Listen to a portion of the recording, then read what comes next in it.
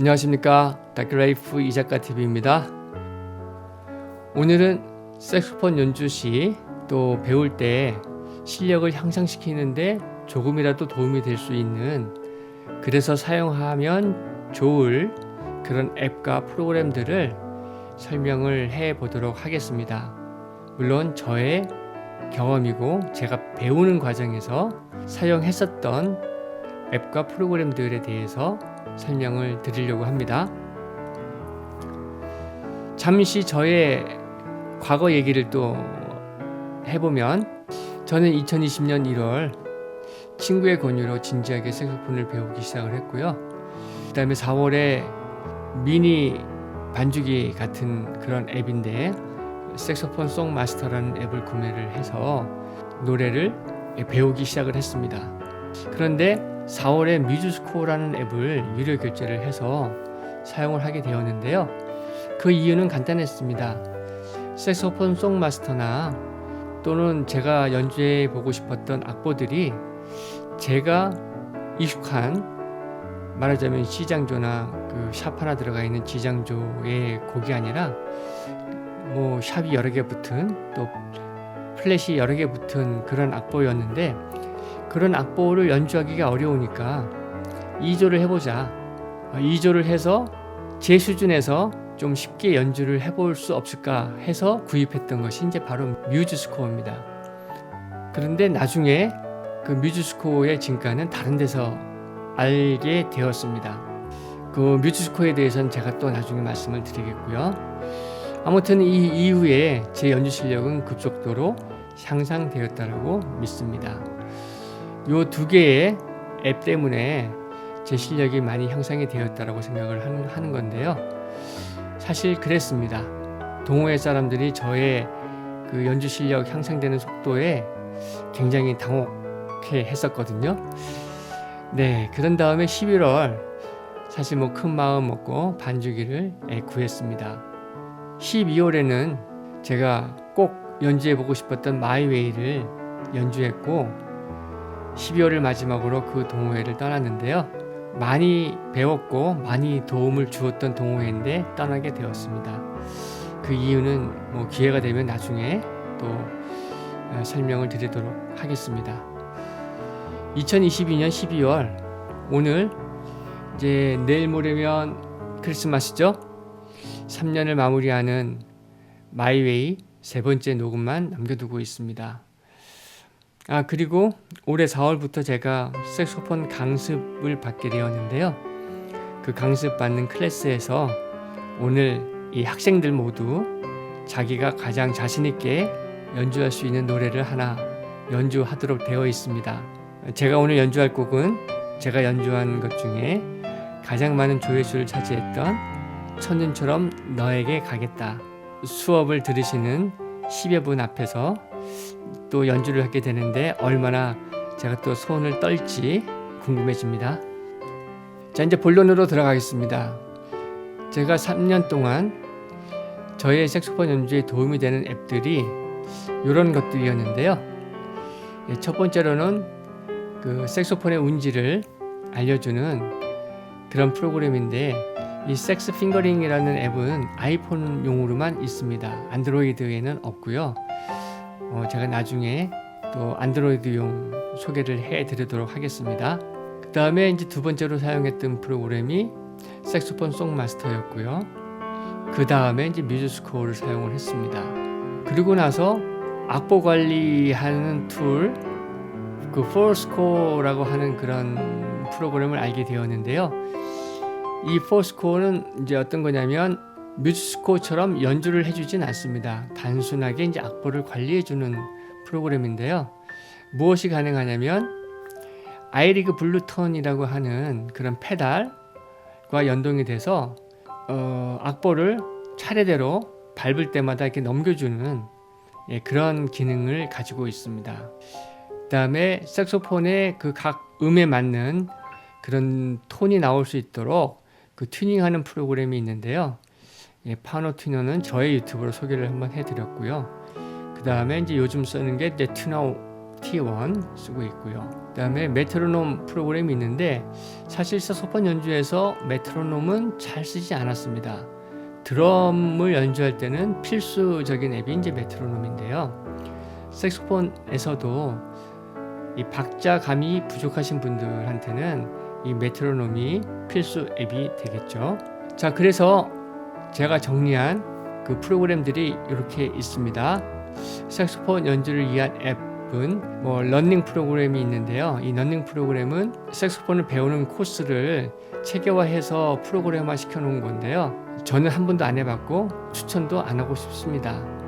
그래서 이 러닝 프로그램에 대해서는 제가 모르기 때문에 노코멘트 하고요. 박자를 카운팅하는 프로그램이 이제 아이오나 메트로놈이라는 프로그램이 있고, 또 M1이라는 프로그램이 있고, 또 템포라는 프로그램이 있습니다. 그 녹색으로 지금 표시가 된 이 프로그램이 제가 사용하고 있는 프로그램인데요. 제가 드럼을 연주할 때 굉장히 유용하게 사용을 했었던 그런 메트로놈 박자 카운팅 프로그램입니다. 그 다음에 튜닝 프로그램이 있는데요. 튜닝은 사운드 코르셋이 있고, 그다음에 T1이 있고, 파너 튜너가 있는데요. 각각 목적이 좀 틀린 것 같습니다. 색소폰을 시작을 할 때 그 색소폰의 또 절대적인 그 주파수와의 튜닝, 이런 부분들을 할 때는 저는 파너 튜너를 쓰고요. 그 다음에 T1 튜너는 그 소리의 변화를 이렇게 감지를 그래프적으로 해주기 때문에 비브라토 연습을 할 때 굉장히 유용합니다. 비브라토 연습을 할 때는 T1 튜너를 켜놓고 제가 연습을 합니다. 그다음에 반주기가 없을 때 미니 반주기로서 사용할 수 있는 프로그램인데요. 송마스터라는 프로그램입니다.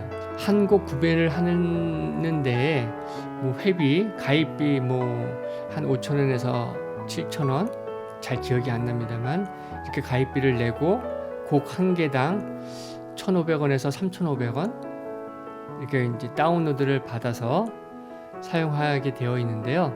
이 부분도 나중에 기회가 되면 제가 어떻게 사용을 했는지 또 설명을 한번 드려보도록 하겠습니다. 그리고 가장 많이 사용했던 것이 이제 키 포지션이죠. 제가 말씀드린 것처럼 저는 아이폰용 섹스 핑거링이라는 프로그램을 사용을 했고요. 그 다음에 안드로이드용으로는 제가 볼 때는 이 두 가지가 좋아 보이는데, 이 색소폰 핑거링 차트는 본인 인증을 하라라고 하는 이상한 그런 루틴이 있더라고요. 그래서 좀 거부감이 생겨서 저는 사용을 못 해봤습니다. 그리고 3D 색소폰 배우기라는 프로그램을 보시게 되면 거기에 키 운지, 키 포지션에 대한 설명이 잘 되어 있는 것 같습니다. 그래서 제가 추천하는 것은 이 두 가지이고요. 그리고 악보에 대한 프로그램이 꽤 많죠. 가장 유명한 것이 이제 시벨리우스 같은 거 있습니다. 그 다음에 모바일 시트, 노테이션 패드라는 것도 있는데요. 저는 뮤즈스코어와 프로스코어를 사용을 합니다. 뮤즈스코어는 악보를 사보해서 기계음이지만 리듬감을 배우는데 굉장히 도움이 많이 됩니다. 그래서 제가 이 뮤즈스코어를 가지고 유튜브 악보를 만들기도 합니다만, 평소에는 아이패드를 이용을 해서 그 어려운 빠른 리듬을 반복적으로 재생시켜가면서 리듬을 익히는데 큰 도움을 받게 된 그런 프로그램이죠. 이 뮤즈스코어의 활용에 대해서는 제가 이미 유튜브로 몇 편 올려놓았죠. 그리고 다음으로는 아이패드에서 이 뮤즈스코어를 어떻게 활용하는가 하는 영상을 지금 만들어 보려고 준비하고 있습니다. 포스코어는 말하자면 이제 악보 관리 프로그램인데요.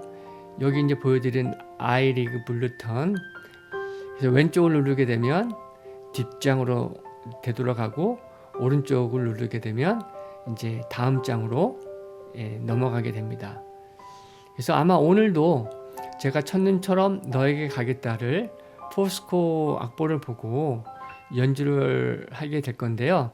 두 개의 페이지로 되어 있기 때문에 그 다음 장을 볼 때는 연주 중에 이 페달을 밟아서 악보를 넘기게 되겠죠. 자, 이렇게 제가 지금까지 색소폰을 배우고 연습을 할 때 사용했었던 앱들에 대해서 설명을 해보았습니다.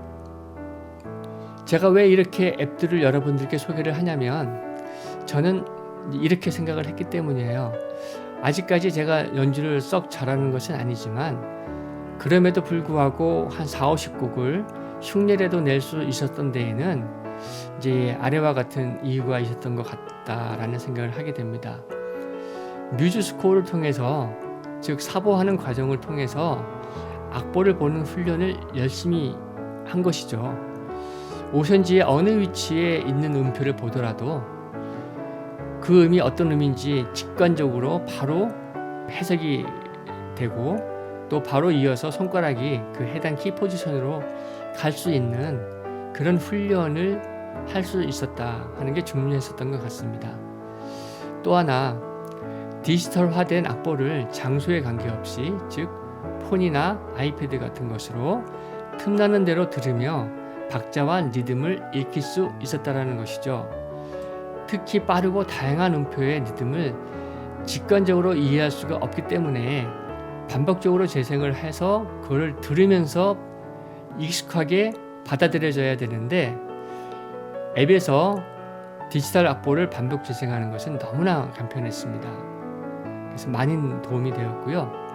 그리고 이제 부수적으로 악보를 그릴 때 제가 보기 좋게 그 마디의 넓이라든지 이런 것들을 변경해 가면서 보기 좋게 그렸고, 특히 반음 올리는 곳이나 반음 내리는 곳 또는 플랫이 많아서 또 이 반음을 많이 사용하게 되는 그런 음표에 대해서는 색을 달리해서 연주하면서 조금 더 그 음표에 집중할 수 있게 악보를 만들 수 있었다는 것이 저한테는 많이 도움이 되었습니다. 처음에 말씀드린 것처럼 이 사보 프로그램의 더 중요한 역할은 좋은 김이 가능하다는 것이죠. 그래서 좋은 김을 해서 자신의 수준에 맞는 그런 조표로 연주를 해볼 수 있다는 것, 이것을 가능하게 해주는 것이 사보 프로그램이다 라고 말씀드릴 수 있겠습니다. 그리고 운지 앱 설명드렸고요, 튜닝 앱 설명드렸습니다. 그리고 지금은 반주기가 있지만 저렴하게 MR과 악보를 구입할 수 있는 그런 송마스터는 초기 색소폰을 배우는 데 있어서 많이 도움이 되는 그런 앱이다 라고 말씀드리고 싶습니다. 자, 그래서 그 파노티너와 뮤즈 스코어에 대해서는 이미 몇 회 영상을 통해서 소개를 시켜드렸고요. 앞으로 몇 개의 앱에 대해서 보다 자세하게 설명하는 영상을 만들어 보도록 하겠습니다. 이런 것에 관련된 영상을 제가 이제 앞으로 쭉 만들어서 한번 올려보겠습니다. 다 했는데요. 이제 에필로그 말씀을 한번 좀 드려볼까 합니다. 제가 이제 뮤즈 스코어를 가지고 열심히 동호회에서 연습을 했습니다. 그랬더니 친구가 이렇게 얘기를 하더군요. 뮤즈 스코어에서 나는 기계음을 가지고 무슨 연주를 할 수 있냐? 멋진 MR을 가지고 개인적인 감수성을 더해서 즉흥성이 가미된 연주가 되어야 된다라고 자신의 견해를 주장하고, 제가 뮤즈 스코어를 가지고 연습하는 그런 연습 방식을 이해할 수 없다라고 이제 말을 했었거든요. 그런데 저는 그 친구의 말에 조금도 동의하지 않았습니다. 그리고 마음속으로 이렇게 말을 했죠. 규정 종목을 잘하고 나서 프리 종목을 통해 개인적인 감수성을 표현할 수 있다고 생각한다라고 이제 스스로 위안을 했습니다.